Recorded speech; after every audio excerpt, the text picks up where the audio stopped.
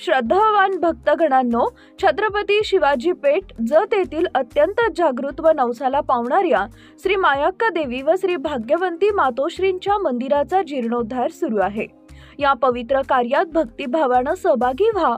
तुमची छोटीशी देणगी ही देवीच्या कार्याला मोठं बळ देईल। संपर्क बसवराज महाराज अलगूर, फोन पे गुगल पे 97 67 27 22 77। देवी भक्तांनी एकत्र येऊन हे पुण्य कार्य यशस्वी करावे ही नम्र विनंती। नमस्कार, मी मेघा जगताप, बीबीएम न्यूज मध्ये आपल्या सर्वांचं स्वागत। पाहूया आजच्या घडामोडी। सुभाषचंद्र गोपी आणि 2 उमेदवार आपले आहेत, आपल्याला सर्वांना परिचित आहेत, गौतम ऐवळे आणि सीमाते पटेल शेट्टी आणि उपस्थित सर्वजण मोगले डॉक्टर एक असता आले। तर आपल्याला माहिती आहे, आपल्याला YouTube पासून माहिती झालंय, पॅम्पलेट पासून माहिती झालंय, सगळी चर्चा पूर्ण झालेली आहे आणि हा वॉर्ड अत्यंत आता तयारीला लागलेला आहे की कधी एकदा निवडणुकीची तारीख जवळ येते आणि कधी एकदा आम्ही भारतीय जनता पार्टीला मतदान करतो अशी इच्छा सर्वांच्या मध्ये तयार झालेली आहे। तयार झाले ना? कमळाला 3 कमळ, माझं पण कमळ आहे, गौतमचं पण कमळ आहे, सीमाताईचं पण कमळ। एवढंच लक्षात ठेवा, बाकी काहीही बघायचं नाही, हे लक्षात ठेवा। तुम्ही सगळ्यांनी मिळून मोदी साहेबांना निवडून दिलं, वरती खासदार आणि सगळे झाले आणि इथं रस्ता हायवे झाला। तुम्ही आमदारांना निवडून दिलं, आमचे मंत्री झाले, आमचं मुख्यमंत्री भारतीय जनता पार्टीचे झाले, त्यांनी लाडकी बहीण योजना आणली। त्यानंतर पालकमंत्री साहेब आपले आहेत, त्यांनी प्रचंड पद्धतीनं निधी दिला आपल्याला। गोपीचंद पळकर साहेब आमदार झाले, त्यांनी इथं पाणी पुरवठा योजना, जे पाणी पाणी पाणी करतो ते पाणी आता मिळालं। आता मी नगराध्यक्ष झालो तर हे सगळे आणलेले निधी आपल्याकडे आल्यानंतर जतचा विकास झाल्याशिवाय राहणार नाही, 100% जतचा विकास। आणि लोक काय म्हणतात, इकडे बसतोय तिकडे बसतोय, आता मला बसायची जागा करून द्या नगरपालिकेत, मी नगरपालिकेत बसतो, तिथनं हलत नाही आता, एवढं मी तुम्हाला गॅरंटी देतो। आणि 2 तारखेला सकाळी उठल्यानंतर स्वच्छ आंघोळ करा, देवपूजा करा, 2 मिनिटं डोळे मिटा, जतची डेव्हलपमेंट कशी आहे हे मनाशी ठरवा आणि ती सगळी डेव्हलपमेंट आमची सगळी भारतीय जनता पार्टीची टीम नक्की करेल असं आश्वासन देतो आणि खाडे साहेबांना बोलण्याची विनंती करतो।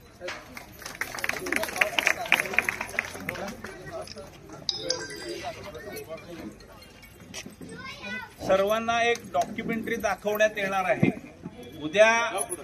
आपला जागा निश्चित, आता थोडंसं कोरली बेस मध्ये आपण एक मोठी स्क्रीन लावतोय आणि त्यामध्ये मोठी स्क्रीन लावून तिथं एक 20-25 मिनिटाची अशी मोठी स्क्रीन मध्ये डॉक्युमेंटरी आहे, त्याच्यामध्ये जत कसं दिसेल, आमच्या भारतीय जनता पार्टीचे सर्व नगरसेवक आणि नगराध्यक्ष निवडून आल्यानंतर जत कसं दिसेल हे तुम्हाला दाखवण्यात येणार आहे।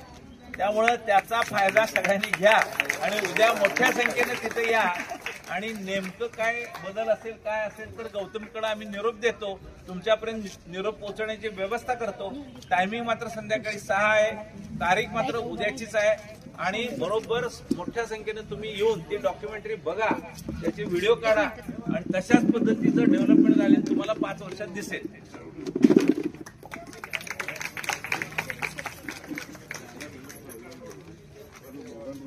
आज आपल्या जत नगर परिषद 2025च्या निवडणुकीच्या माध्यमातून आज इथे या कॉर्नर सभेच्या प्रसंगी इथं उपस्थित असलेले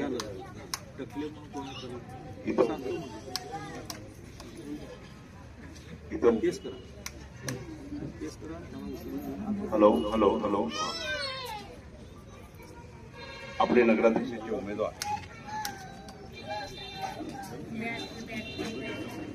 डॉक्टर आली साहेब,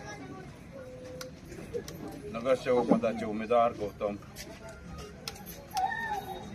ऐवळे, नगरसेविका पदाचे उमेदवार सीमाताई पटेल शेट्टी, आमचे ॲडव्होकेट गोपी साहेब, माजी नगरसेवक पांडुरंग कोरे, माझ्यासोबत आलेले आमच्या महानगरपालिकेचे नगरसेवक पांडुरंग कोरे, गणेश माळी, राजेंद्र कुंभार, भाजपचे सरचिटणीस शहराचे बाळासाहेब आर्तेकर, आणि राष्ट्रवादी सर्वच मान्य होते.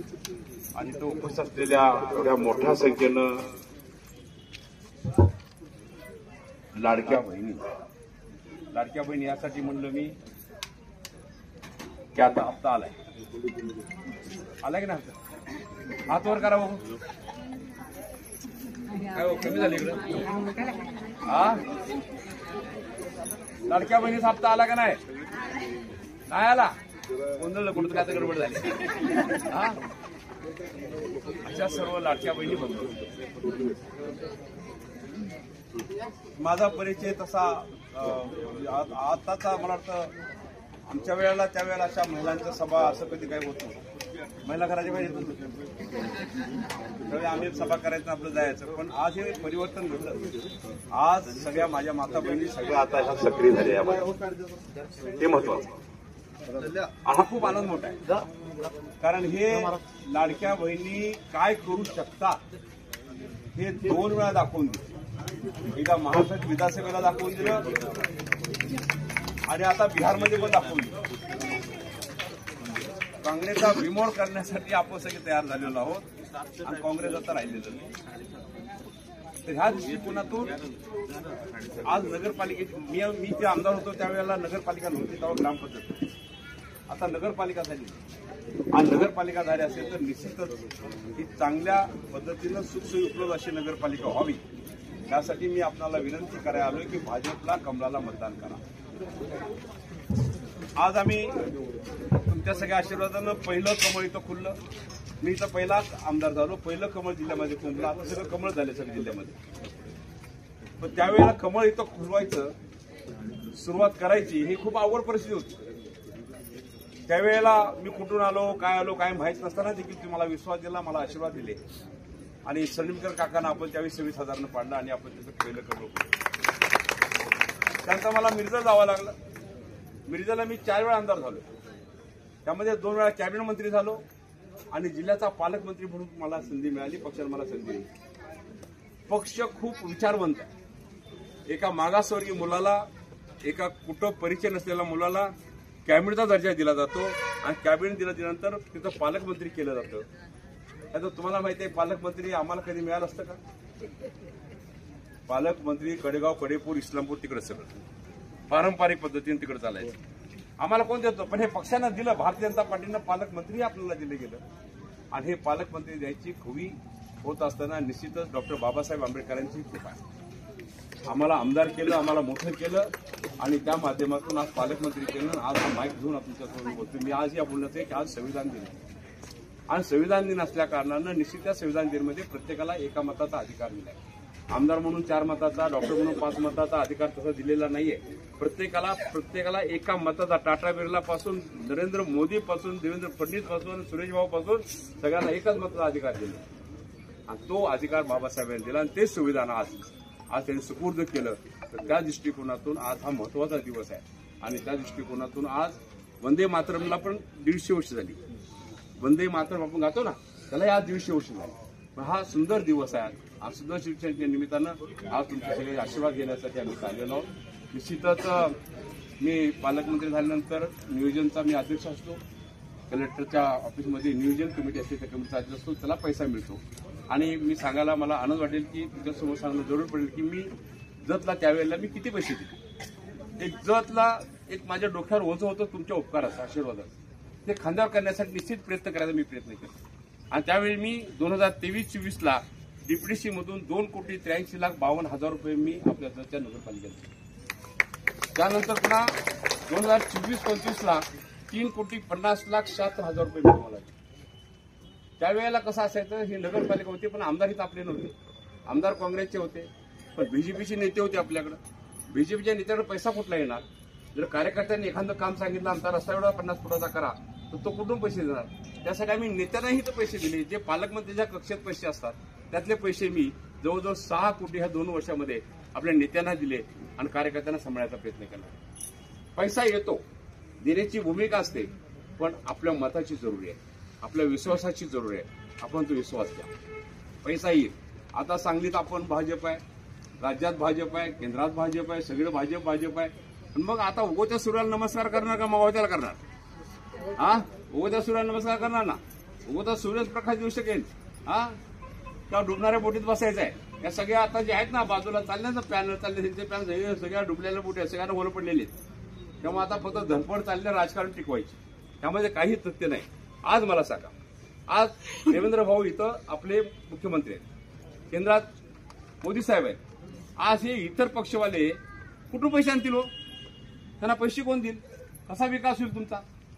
तुम्हाला एक उदाहरण सांगतो. ज्यावेळी महानगरपालिका लागली, आमची सांगली मिरज महानगरपालिका लागली, त्यावेळेला देवेंद्र भाऊंनी सांगितलं होतं की भाऊ काही करून मला नगरपालिकेवर झेंडा फडकवायचा आणि ते मला फडकवून द्यायचा. आम्ही प्रयत्न केले, सगळे नगरसेवक माझ्यावर आले नाही, आम्ही प्रयत्न केले, सगळ्यांना बरोबर घेऊन गेलो, सगळं गेलो आणि आम्ही महानगरपालिकेवर आम्ही झेंडा फडकवला.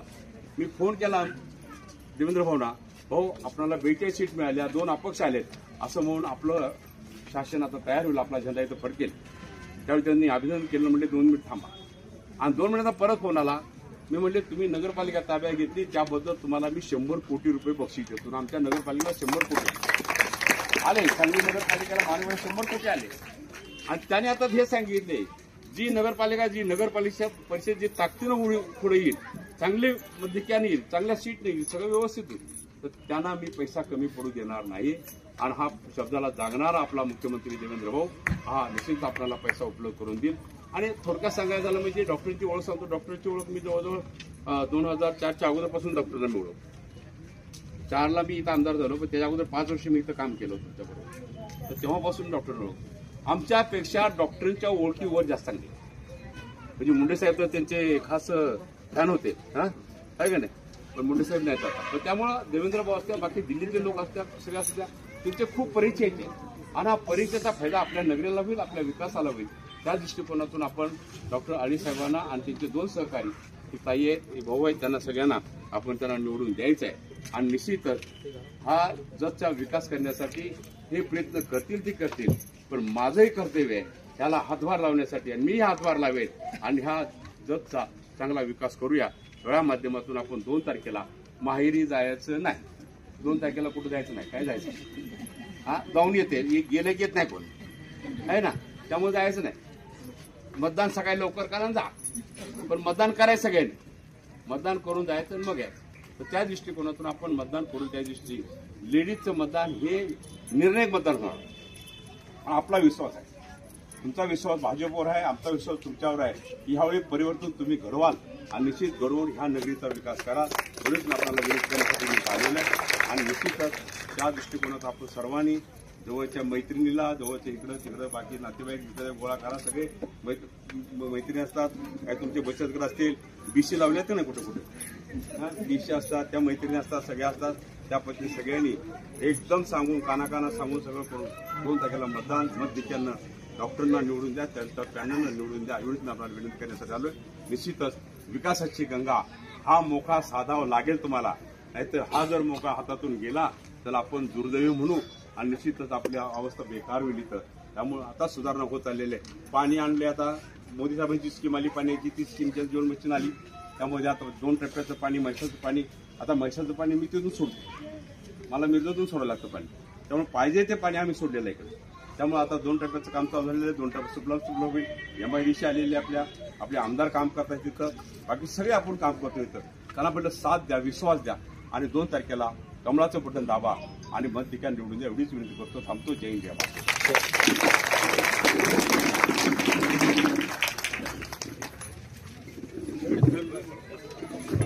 चला नमस्कार. गुरुवारी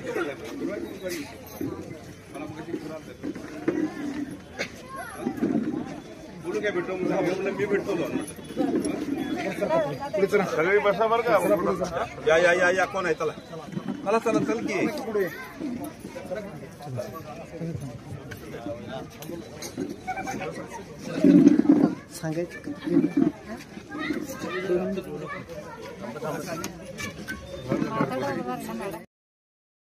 बातमी आणि जाहिरातीसाठी आमच्या चॅनलला लाईक आणि सबस्क्राईब करा.